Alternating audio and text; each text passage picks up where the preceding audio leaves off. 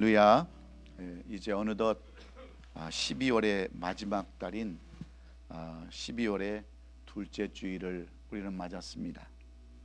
우리가 스포츠 경기인 축구로 이렇게 비유를 해보면 이 마지막 12월은 이제 후반전을 지나서 이렇게 추가 시간, 소요 추가 시간, 에디셔널 타임이라고 봐도 조금도 부족함이 없을 것 같아요.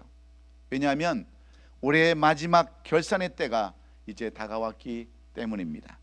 그런데 이런 마지막 순간을 우리가 어떻게 보내야 하고 어떻게 마무리하느냐에 따라서 경기의 승패가 좌우되고 우리의 인생이 좌우되기에 이 한 해를 살아가는 우리 모두에게 있어서 오늘 이 시간은 너무나도 중요한 날임에는 틀림이 없습니다. 그래서 사도 바울은 그의 사랑하는 제자 디모데에게 당부와 권면의 말씀을 오늘 이 말씀을 통해서 전하는데, 끝까지 쓰임받는 일꾼은 어떤 사람인가, 누가 마지막까지 버림받지 아니하고 쓰임받는 사람인가를 오늘 이 디모데를 통해서 우리에게 말씀해 주고 있습니다. 우리말에 보물단지라는 말이 있어요. 무엇보다도 아끼고 애지중지 신주단지 모시듯이 하는 그러한 보물단지가 있어요. 우리 권사님들 집에 가도 보물단지가 하나씩 다 있습니다. 그 정도로 이렇게 우리가 아끼는 것들이 있는데, 이와 반대로 뭐가 있겠어요? 애물단지가 있습니다. 버리자니 아깝고 또 쓰자니 그렇고 그런 애물단지가 있어요. 제가 목회 초반에, 지금은 이렇게 인터넷이 발달해서 컴퓨터 하나면, 스마트폰 하나면 여러분 모든 정보를 다 얻을 수 있지 않습니까? 무슨 사전도 그렇고 다 있는데, 옛날에는 그 인터넷이 발달되지 않아서 책을 있는 대로 샀어요. 책 한 권도 20불 30불씩 가는 거를 제가 한 4천 권은 산 것 같아요. 그런데 지금은 어떻습니까? 이 보물단지처럼 여겼던 그런 책들이 지금은 뭐가 됐어요? 이거 버리자니 그렇고 안 버리자니 그렇고 애물단지로, 이사 갈 때는 엄청나게 무겁기만 하고 애물단지가 되어버렸어요. 제가 아는 우리 집사님 한 분은 이 카메라에 조회가 있었어요. 사진 찍는 데 조회가 있어가지고 그냥 돈만 생기면 와이프하고 싸워가면서 카메라를 사는 거예요. 막 렌즈도 50mm, 100mm, 광학 렌즈, 와이드한 렌즈 엄청나게 우리 이명지 목사님처럼 사는 거예요. 그런데 지금 스마트폰이 얼마나 발달했습니까? 옛날에 있던 그 렌즈들보다 더 잘 찍혀요. 그래서 이걸 버리자니 그렇고 쓰자니 그렇고 애물단지로 그렇게 쓰임받는 물건들이 우리 주위에 많이 있어요. 근데 신앙생활도 마찬가지예요. 처음에는 보물단지로 그렇게 쓰임을 받던 사람들이 나중에는 하나님을 슬프게 하고 하나님을 정말 마음을 아프게 하는 애물단지로 변하는 사람들이 많이 있다고 하는 겁니다. 오늘 본문 말씀을 보면은 하나님의 일꾼 가운데도 이런 사람이 있다고 하는 거예요.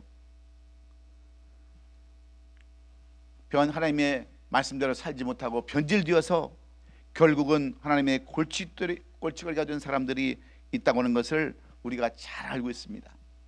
우리가 잘 아는 천부교회 창시자였던 박태선 장로, 우리 잘 알고 있습니다. 신앙천으로 유명한 이 박태선 장로는 원래 남대문 교회의 장로님이셨어요. 그런데 이 사람이 저 삼각산 기도원에 올라가서 불을 받았어요. 그래가지고 엄청난 신윤사가 나타나가지고 1950 몇 년도에, 아마 그때 우리 어르신들은 기억하실 거예요. 이분 집회에 100만 명이라는 사람이 그걸 다녀갔다는 거예요. 그래서 한때는 엄청나게 쓰임받던 사람들이었습니다. 막 모든 사람들이 추앙하는 그런 사람들이었어요.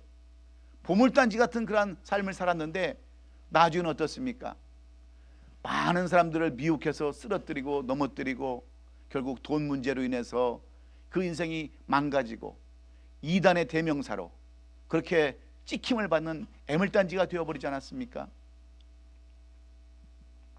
그런데 오늘 이 본문에서도 이런 사람들이 있음을 말씀해 주시는데 바로 후메네오와 빌레도라는 사람들의 이야기입니다. 이 사람들도 처음에는요 하나님 앞에 보물단지로 그렇게 쓰임을 받았어요.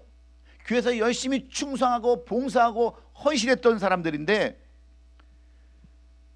나중에는 변질되어서 사도 바울의 마음을 아프게 하고 디모데의 그 사역에 걸림돌이 되었던 이 후메네모와 빌레도라는 사람이 있기에 오늘 우리는 끝까지 어떻게 하면 변질되지 아니하고 쓰임 받을 수 있는가, 그것을 사도 바울은 이 자기의 영적인 아들 그리고 제자인 디모데에게 어떻게 하면 마지막까지 쓰임 받는 일꾼이 되는 것인가를 우리에게 교훈해 주는 그런 내용입니다.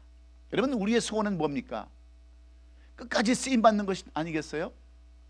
어떤 물건도 마지막까지 다 쓰임을 받고 사명을 감당하는 것이 아름다운 거예요. 가다가 중간에 고장나서 못 쓰고 버리면 애물단지밖에 될 수 없습니다. 그래서 오늘 사도 바울은 그러면 어떻게 우리가 마지막까지 쓰임을 받을 수 있는가, 어떻게 끝까지 승리할 수 있는가.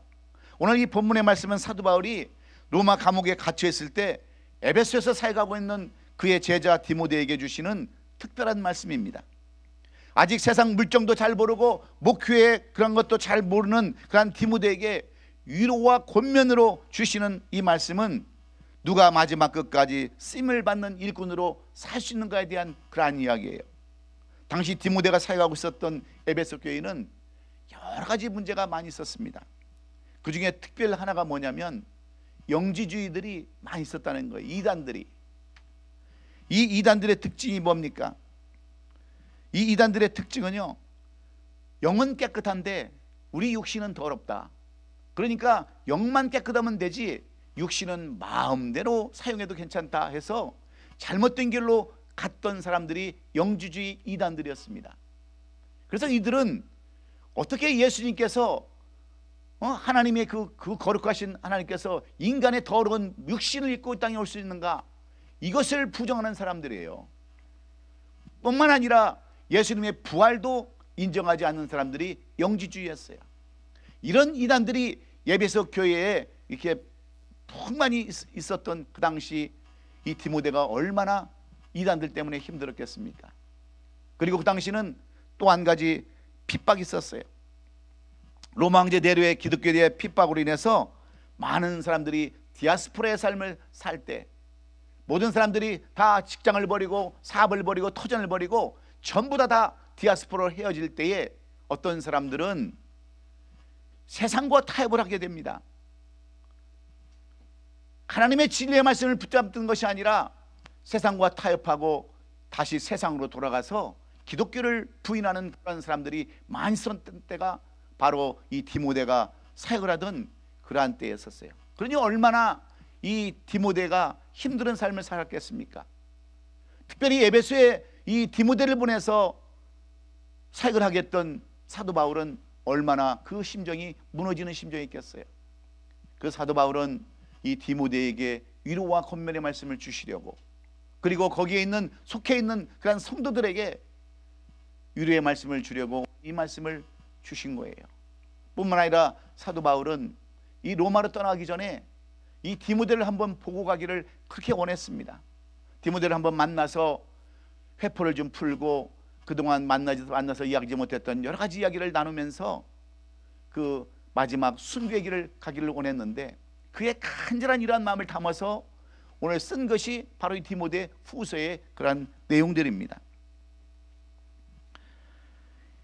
그런데 이러한 그 바울은 디모데뿐만 아니라 에베소 교회의 모든 성도들과 또한 개인적인 교제와 권면, 주변 인물에 대한 문안을 위해서 이 본서신을 기록하면서 정말 마지막까지 주님이 기뻐하시는 사람은 어떤 사람인가, 주님이 마지막까지 쓰는 사람은 어떤 사람인가를 구체적으로 우리에게 설명해 주고 있어요. 여러분, 어떻게 마지막까지 우리가 쓰임을 받을 수 있을까요? 끝까지 주님이 원하시는 그대로 주님을 기쁘시게 하는 삶을 사는 그 비결을 오늘 사도 바울은 세 가지로 우리에게 설명해 주고 있습니다. 첫째는 뭐냐?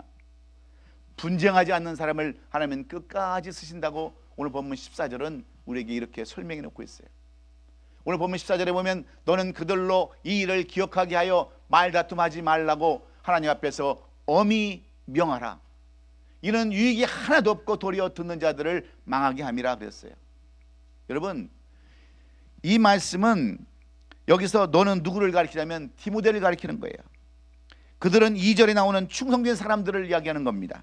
그러니까 바울은 디모데에게 교회 안에서 충성된 사람들에게 말다툼하지 말라고, 분쟁하지 말라고 엄히 명하라는 거예요.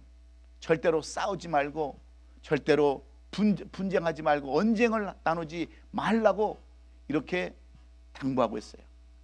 이 분쟁하고 싸우는 것 유익이 하나도 없고 도리어 다른 사람들에게 해를 끼치고 다른 사람들 하여금 복음을 망치게 하는 그러한 것이 바로 분쟁이라고 이렇게 이야기하고 있는 것입니다.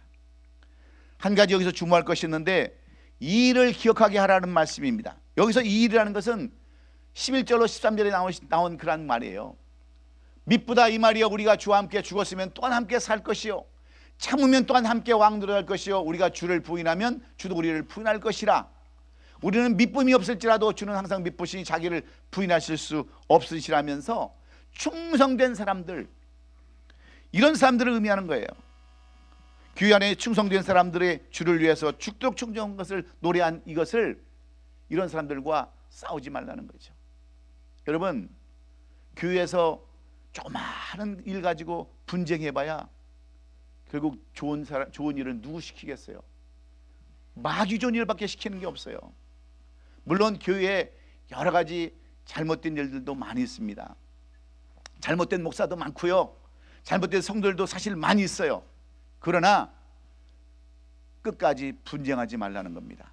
어떤 일이 있어도 교회 안에서는 분쟁하지 말고 서로 합해서 선을 이루는 것이, 그것이 바로 하나님이 원하시는 길임을 우리에게 말씀해 주고 있는 것입니다. 바울은 디모데에게 교회 안에 충성된 사람에게 그동안 주님께 죽도록 충성해 온 것을 기억하게 해서 말다툼하지 말라고 명령하는 것입니다. 그동안 충성된 사람들이 교회를 위해서 죽도록 충성했지만 이 말다툼 때문에, 이 분쟁 때문에 교회를 위해서 여러분 잘못된 일들을 할 수밖에 없다고 하는 거죠. 그래서 말다툼을 그만하고 이렇게 명령하는 겁니다. 그렇습니다. 주를 위해서 충성하던 사람들이 말다툼에 휘말리게 되면은요, 교회는 갈등과 분열 속에 빠질 수밖에 없습니다. 여러분, 왜 교회에서 이 장립을 하고 이렇게 사역자들을 세우고 또 임직을 할 때 여러 가지로 고려하고 뭐 교육도 시키는 이유가 어디 있습니까? 먼저 장로가 되기 전에, 사역자가 되기 전에 먼저 인간이 되라고 말씀하는 거예요. 그렇지 않습니까? 사람이 되지 않고 여러분 직분을 맡으면 뭐가 되겠어요? 교회에 애물단지밖에 더 되겠습니까? 우리는 다 어떤 사람들이에요? 하나님의 보물단지입니다. 다 그렇게 하나님께서 우리를 택함 받으셨어요. 그런데 세월이 지나고 삶의 여러 가지 어려운 일들로 인해서, 신앙의 변질로 인해서 보물단지가 애물단지로 변하는 경우가 얼마나 많이 있습니까? 그래서 우리에게 항상 필요한 것이 뭐냐면 온유함이에요. 온유함. 여러분, 온유함은 모든 것을 다 덮을 수가 있어요. 중국의 노자는 스승인 그 상창에게 마지막으로 이 자기 스승이 이제 죽게 되자 한 가지 요청을 했어요. 스승님, 마지막으로 저에게 주고 싶은 이야기가 무엇입니까? 저에게 한 가지 꼭 주고 싶은 교훈의 말씀을 좀 해주세요. 그랬더니 이 상창이 노자를 불러서 이렇게 이야기하는 거예요. 노자야, 내 입을 한번 봐라. 내 입안에 이가 있느냐 없느냐 물어봤어요. 그러니까 노자가 이가 하나도 없는데요? 그러면 내 안에 혀는 있느냐 없느냐 물어봤어요. 그랬더니 예, 혀는 있습니다. 그러면 너는 꼭 이것을 꼭 기억하고 살아라, 이렇게 말씀했어요. 여러분, 여기서 노자는 깨닫고 그 진리를 배웠다는 거예요. 무슨 의미입니까? 우리가 그 아무리 단단한 이빨, 혀를 깨물어서 피가 나고 그러더라도 아무리 단단한 것은 나중에 다 없어지지만 그래도 부드러운 혀는 끝까지 남아있다는 것을 이 노자는 깨닫고 남은 평생을 온유하게 모든 사람을 품으면서 그렇게 살았다고 하는 것이 바로 노자의 그러한 그 철학입니다. 여러분은 어떻게 생각하세요? 딱딱한 것, 모든 것 정말 그것이 옳다 할지라도, 그것이 정말 나에게는 필요한 것이라 할지라도 온유함이 빠지고 나면 그 딱딱한 것은 결국은 다 없어진다고 하는 것이 노자가 우리에게 주는 하나의 교훈입니다. 그러므로 우리는 마지막 이 해에 이제 얼마 남지 않았지만 내가 용서하지 못한 사람들이 있으면 여러분 용서해주고 용서받고 이 한 해를 아름답게 화해하면서 이 한 해를 보냈으면 하는 저의 간절함이 있습니다. 사랑하는 성도 여러분, 손바닥은 마주쳐야 소리가 나는 거예요. 그 마주치지 않으면 소리가 나지 않습니다. 이 마지막 한 해를 우리가 어떻게 보내야 되느냐, 서로 사랑하고 용서함으로 이 마지막 한 해를 아름답게 장식해서 마지막까지 쓰임받는 저와 여러분 될 수 있기를 예수님의 이름으로 축원합니다. 두 번째로 우리가 끝까지 쓰임받는 두 번째 비결은 부끄러움이 없는 삶을 살아가는 사람들이라는 거예요. 부끄러움 없이 하늘을 우러러서 한 점 부끄러움 없이 떳떳이 사는 사람들을 하나님은 반드시 사용하신다고 말씀해 주고 있습니다.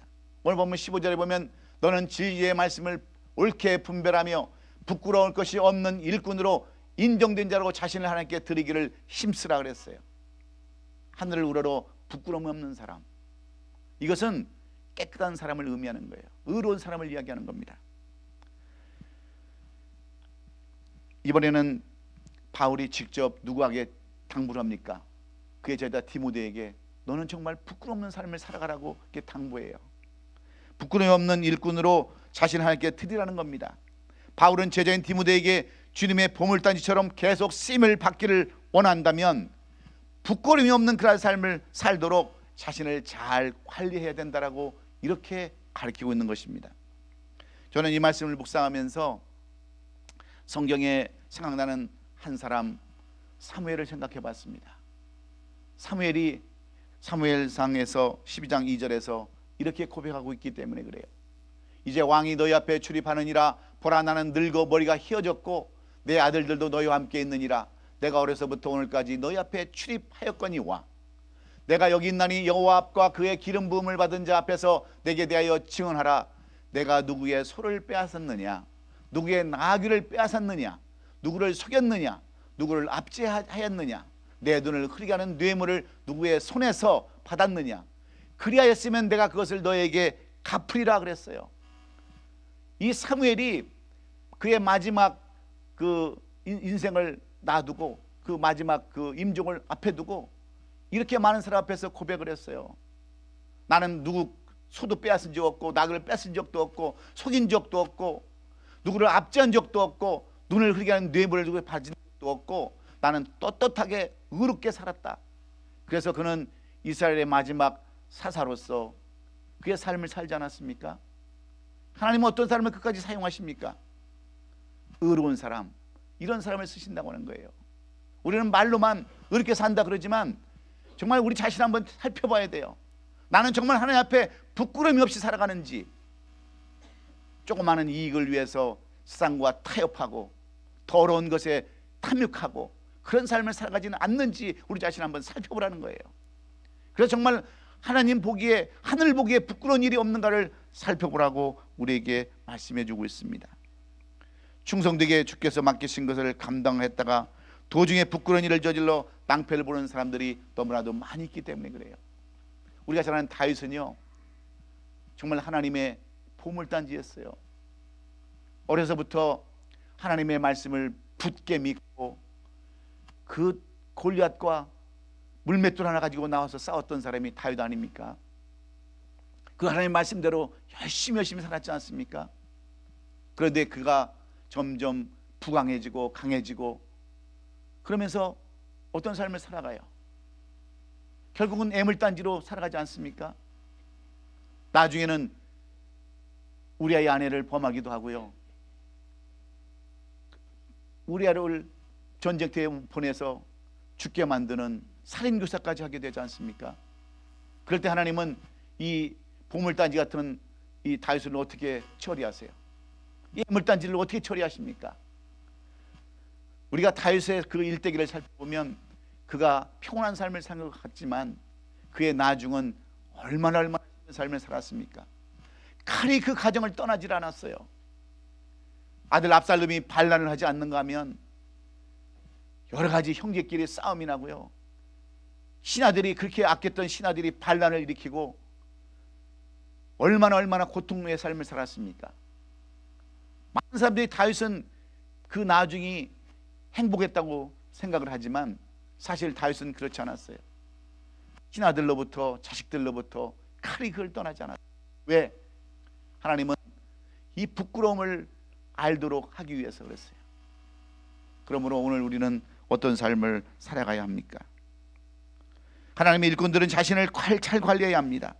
하나님 앞에서, 공동체 앞에서, 그리고 자신 앞에서 부끄러워서 얼굴을 들지 못한 일을 하지 않도록 우리가 이 마지막 때에 주의해야 되는 거예요.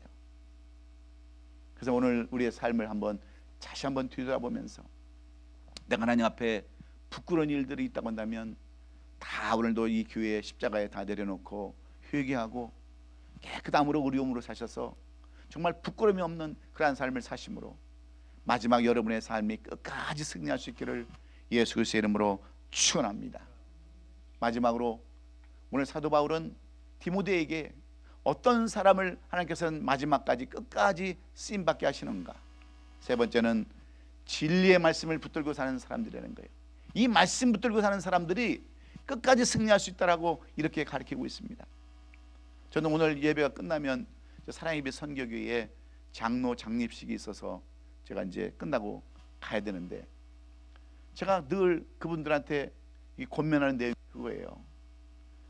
우리가 초심으로 돌아가지 않으면, 우리가 첫사랑을 잃어버리면 편하게 되어 있다는 거예요. 여러분, 교회가 왜 싸웁니까? 왜 분쟁이 일어납니까? 마음이 변해서 그렇습니다. 초심이 변해서 그래요. 사역자도 마찬가지고 목사도 마찬가지고 직분 맡은 자들도 똑같아요. 이 진리의 말씀을 붙들지 아니하고 세상 것에 탐욕해서 결국은 변질되고 그래서 다투고 싸우는 거예요. 본문 16절을 보면 이렇게 기록하고 있습니다. 망령되고 헛된 말을 버리라. 그들은 경건하지 아니하며 점점 나아가라니 그랬어요.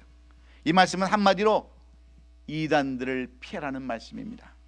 실제로 디모데가 목회하고 있었던 에베소 교회는 이단이 일어나서 아주 교회를 심각하게 어지럽히고 있었습니다. 당시 가장 극성을 부리고 있었던 소위 영주주의라는 것, 이것은 영은 선한 것이고 육은 악한 것이라고 이렇게 이분법적 사상을 이야기하고 있는 사상인데, 이런 것들로 인해서 사람들이 움직이기 시작하는 거예요. 여러분, 진리의 말씀이 변합니까? 성경 말씀이 변해요? 성경의 말씀은 절대로 변하지 않습니다. 진리의 말씀이에요. 근데 이것을 붙잡지 않냐고 세상 것을 붙드니까 많은 사람들이 유혹에 빠지고 이단에 빠지고 결국은 망하는 자리까지 나가게 되는 거예요. 우리가 잘 아는 갈릴레오, 이 갈릴레오는 무엇이 유명합니까? 원래 이 갈릴레오는 베네치아 공화국의 파도바 대학에서 기하학과 천문학을 강의하는 교수였습니다. 그래서 그 옛날에 망원경이 발달하지 않으셨던 그 시절에 모든 사람들이 다 알고 있는 천동설, 그러니까 태양을 중심으로 지구가 돌고 별이 도는 게 아니라 지구를 중심으로 태양이 돌고 달이 돈다고 하는 이 천동설이 그 당시에 유력한 학설이었어요. 그런데 어느 날 이 갈릴레오가 천체 망원경을 이렇게 발견해 갖고요, 이렇게 천체 우주를 관찰해 보니까 이 달과 별과 이 모든 지구가 태양을 중심으로 돌고 있다고 하는 것을 발견했어요. 이 과학자니까. 그래서 그는 그 당시 모든 사람들에게 천동설이 맞지 않다, 지동설이 맞다라고 주장을 했어요. 그런데 당시 이 천동설을 굳건히 믿고 있었던 천주교, 이 천주교 교황이 이것을 용납하지 않는 거예요. 그러면 천주교의 모든 교리가 다 망가지기 때문에 이 갈릴레오를 설득을 합니다. 그래도 천동설이 맞다라고 네가 한 번만이라도 그것을 인정하면 내 목숨은 살려주겠다라고 그렇게 하면서 재판에 넘겼어요. 그런데 이 갈릴레오가 재판에 나가서 맞습니다. 당신들이 요구하는 천동설이 맞습니다. 그리고 나와서는 뭐라고 그러는 줄 아세요? 그 유명한 그래도 지구는 돈다. 예. 지구는 돈다 그랬어요. 그 유명한 말을 남겼어요. 왜? 진리의 말이 맞으니까. 여러분, 오늘날 누가 갈릴리의 지동설을 부인한 자가 요즘 있습니까? 그는 완벽한 승리를 얻어낸 거예요. 진리는 진리이기 때문에 그렇습니다. 그런데 우리는 이 진리를 때로는 무시해버리고 세상과 타협하고 세상과 짝하면서 세상 것에 의존하면서 얼마나 우리가 살아가고 있어요. 그저 돈 몇 푼 때문에 자기 양심도 팔아버리고 그런 사람들이 얼마나 많냐는 거죠. 이것을 오늘 사도 바울은 디모데에게 진리를 고수하라고 얘기하고 있습니다. 여러분, 북두칠성을 잘 아시죠? 옛날에 지금처럼 GPS가 없을 때, 이 스마트폰이 없을 때, 나침판이 없을 때는 이 깜깜한 배를 운영하는 이 선장이나 아니면 나그네들이 무엇을 지표로 삼은 줄 아십니까? 예, 북두칠성을 보고 거리를 찾았어요. 그리고 동서남북을 분간했어요. 왜 그래요? 이 북두칠성이 그 어느 별자리보다 일주하는 범위가 짧기 때문에, 이동하는 거리가 짧기 때문에 이 북두칠성을 보고 길을 찾았단 말이에요. 그래서 우리는 여기서 반드시 기준점이 있어야 되는 거예요. 기준점이. 그 기준점이 뭡니까? 바로 성경의 말씀인 줄로 믿습니다. 우리 인생길에서 길을 잃고 헤맬 때 언제나 찬란하게 생명의 말씀으로, 생명의 빛으로 길을 비추는 말씀을 우리가 기준점으로 살아가야지 우리가 좌우나 치우치지 않는 거예요. 여러분, 예수님은 어떤 삶을 사셨습니까? 예수님은 인간의 육신을 입고 오셨지만 하나님으로 오셔서 결단코 바리새인과 서기관들과 분쟁하지 않았어요. 그 힘든 어려운 그 십자가로 다 짊어지시고 분쟁하지 않고 끝까지 사랑으로 그들을 덮으셨어요. 그리고 마지막에 그는 테텔레스타이로 치면서 다 이뤘다라고 고백하지 않습니까? 또한 부끄러움 없는 삶을 주님은 살아가셨어요. 사도 바울도 마찬가지로 주님의 생애를 묵상하면서 부끄러움 없는 삶을 살려고 그토록 애쓰고 발버둥 쳤어요. 그래서 결국은 다 이루었고 내 뜻을 이뤘다라고 그렇게 고백할 수 있었습니다. 사랑하는 성도 여러분, 끝까지 부끄러움 없이 살 수 있기를 주의 이름으로 축원해요. 그리고 진리의 말씀을 붙들고 사세요. 하나님의 말씀은 영원토록 변함이 없습니다. 주님 오신다고 말씀하셨으면 반드시 오시고 우리를 인도하신다고 그러면 반드시 인도하시는 줄로 믿기에 오늘 주님처럼 주의 말씀을 끝까지 붙들고 십자가에 자기의 몸을 맡길 수 있는 그런 헌신과 희생과 인내가 오늘 우리에게도 필요한 줄로 믿습니다. 그래야 끝까지 쓰임을 받을 수 있는 거예요. 여러분, 이 땅에 와서 보물단지가 애물단지로 변한다면 무슨 의미가 있겠습니까? 우리는 다 하나님의 귀한 보물단지예요. 그런데 이런 보물단지가 분쟁함으로 인해서, 부끄러운 삶으로 인해서, 진리의 말씀을 붙들지 못함으로 인해서 애물단지가 된다고 한다면 얼마나 슬픈 일이겠습니까? 얼마나 참 안타까운 일이겠어요. 오늘 우리는 이제 12월 얼마 남지 않은 이 계절에 그래도 우리는 끝까지 쓰임을 받아야 되겠기에 오늘 이 말씀 끝까지 온유한 마음으로 부끄러움 없는 그런 삶을, 신실한 삶을 사심으로 또 진리의 말씀을 끝까지 붙잡고 이 남은 한 해를 굳건히 사셔서 우리 모두가 다 끝까지 주님 앞에 섰을 때 차다 칭찬 듣고 쓰임받는 우리 옷이 아름답게 성들이 될 수 있기를 예수 그리스도의 이름으로 축원합니다. 기도하겠습니다.